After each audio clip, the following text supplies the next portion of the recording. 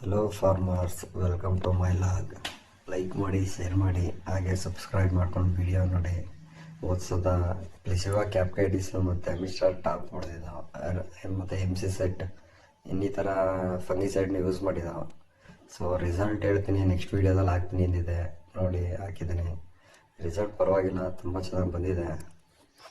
ಔಷಧಿ ಹೊಡೆದು ಆಲ್ರೆಡಿ ಆಲೇ 8 ದಿನ ಆಯಿತಾ. ಇನ್ನೊಂದು 2 ಡೇಸಲ್ಲಿ ತಿರ್ಗಾ ಮತ್ತೆ ಹೊಡಿಲೇಬೇಕು. ನೋಡಿ, ಅಕ್ಕಪಕ್ಕ ತೋಟಗಳೆಲ್ಲ ಜಾಸ್ತಿ ಇದೆ. ನಮ್ಮ ಸರೌಂಡಿಂಗೆಲ್ಲ ಜಾಸ್ತಿ ಟೊಮೊಟೊನೇ ಬೆಳೆಯೋದು.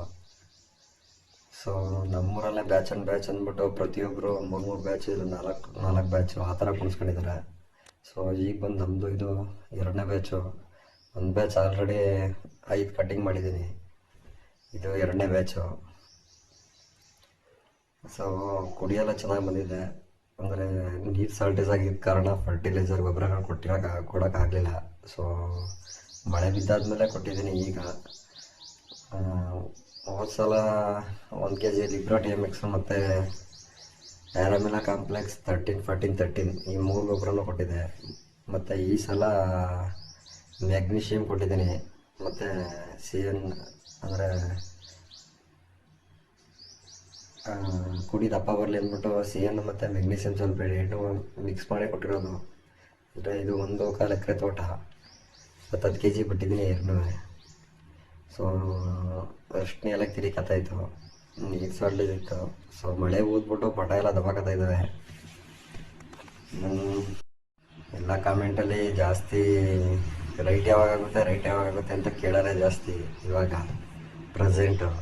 ಸೊ ರೈಟ್ ಆಲಿ ಬಿಡಲಿ, ಮೇಂಟೆನೆನ್ಸ್ ಕರೆಕ್ಟಾಗಿ ಮಾಡಬೇಕು. ಬಟ್ ಕಮ್ಮಿ ಬಜೆಟಲ್ಲಿ, ಲೋ ಬಜೆಟಲ್ಲಿ ಮಾಡಿದ್ರೆ ಬೆಸ್ಟು. ಯಾಕೆಂದರೆ ಹಾಕಿರೋ ಇನ್ವೆಸ್ಟ್ಮೆಂಟ್ ಆದರೂ ರಿಟರ್ನ್ ಬರುತ್ತಲ್ಲ, ಹಾಗಾಗಿ.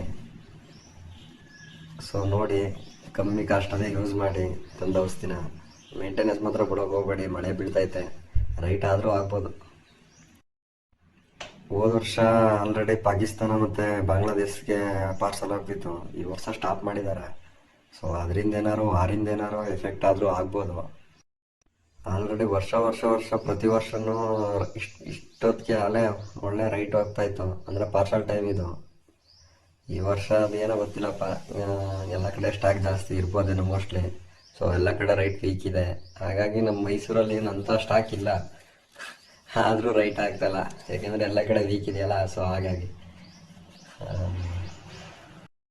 ಎಲ್ಲ ಸೈಡು ನಾಟಿ ಜಾಸ್ತಿ ಬೆಳೀತಾರೆ. ನಮ್ಮ ಸೈಡು ಹೈಬ್ರಿಡೇ ಜಾಸ್ತಿ ಯೂಸ್ ಮಾಡೋದು, ಅಂದರೆ ಅವು ಹೈಬ್ರಿಡೇ ಜಾಸ್ತಿ ಬೆಳೆಯೋದು.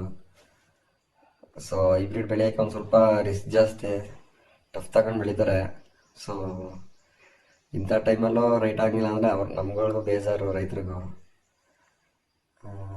ಈ ಮಂತ್ ಎಂಡ್ಗೆ ರೈಟ್ ಆಗುತ್ತೆ ಅಂತ ಇನ್ಫಾರ್ಮೇಷನ್ ಬಂದಿದೆ. ನೋಡೋಣ, ರೈಟ್ ಆದೆ. ಇವಾಗ 2 ಡೇಸಿಂದ ಮಳೆ ಬೀಳ್ತಿದೆ, ಹಾಗಾಗಿ ರೈಟ್ ಆದರೂ ಆಗ್ಬೋದು. ಇದು ನನ್ನ ಫ್ರೆಂಡ್ ತೋಟ. ಇದು ಆಲ್ರೆಡಿ 4 ಕಟ್ಟಿಂಗ್ ಆಗಿದೆ. ಸೊ ನಮ್ಮ ಪಕ್ಕನೇ ನೆಟ್ಟಿದ್ದು, ಅಂದರೆ ನಾನು ಅವರು ಒಂದು ಜೊತೆಲೇ ನೆಟ್ಟಿದ್ದು. ನಮ್ಮದು ಇನ್ನೊಂದು ಬ್ಯಾಚ್ ಇದೆಯಲ್ಲ, ನಮ್ಮದು 5 ಕಟ್ಟಿಂಗ್ ಆಗಿದೆ. ಸೊ ಇದು 2 ಒಟ್ಟಿಗೆ ನೆಟ್ಟಿದ್ದು. ಇದೇ ನೋಡಿ ನಮ್ಮದು ಇನ್ನೊಂದು ತೋಟ. ಇದು 5 ಕಟ್ಟಿಂಗ್ ಆಗಿದೆ. ಅಂದರೆ ಅವರೆಲ್ಲ 4 ಡೇಸ್ 5 ಡೇಸ್ ಬಿಟ್ಟು ಹಾಕಿದ್ರೆ, ನಾವೆಲ್ಲ 2 ಡೇಸ್ ಗ್ಯಾಪ್ ಕೊಟ್ಟೆ ಅಷ್ಟೇ ಕೇಳೋದು. ಏಕೆಂದರೆ ದೋರ್ಬೆರ್ಕೆ ಇದ್ದರೆ ಮಾರ್ಕೆಟಿಂಗ್ ಚೆನ್ನಾಗಿ ಮಾಡ್ಬೋದು ಅಂತ ಬೇಗ ಕೇಳ್ತೀವಿ.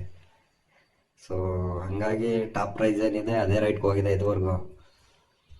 ಒಂದು ಸಲ ಮಾತ್ರ ಫೇಲ್ ಆಗಿತ್ತು, ಅದೇ ಮಳೆ ಊದ್ಬಿಟ್ಟು ಒಣ್ಣೆಲ್ಲ ತೆಂದ್ಬಿಟ್ಟಿತ್ತು. ಅವಾಗ ಮಾತ್ರ ಫೇಲ್ ಆಗಿತ್ತು. ಇನ್ನು 4 ಟೈಮ್ ಟಾಪ್ ರೈಟ್ಗೆ ಹೋಗಿದೆ. ಸೊ ನಮ್ಮ ಸೈಡ್ ನೋಡ್ತೀರ, ಇಲ್ಲ 4 ತೋಟ ಇದೆ. ಒಂದು